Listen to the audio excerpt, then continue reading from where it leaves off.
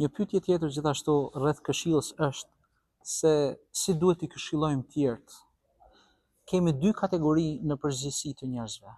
Kemi atë kategori të njerëzve të cilët nuk marrin këshillën dhe i duket si diçka e rëndomt kur dikush e këshillon.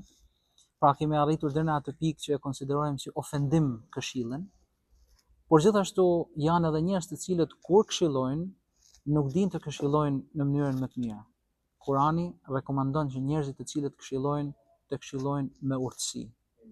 Kur ne nuk këshillojmë me urtësi, shpesh herë njerëzit nuk na marrin seriozisht dhe as këshillën nuk e marrin seriozisht, duke qenë se këshilla jonë nuk është e bazuar në dituri, nuk është e bazuar në urtësi dhe në një eksperiencë. Prandaj këto dy pika janë shumë të rëndësishme, ta pranojmë këshillën dhe gjithashtu ta japim atë dhe kur ta japim atë, ta japim atë në bazë të diturisë, urtësisë dhe eksperiencës.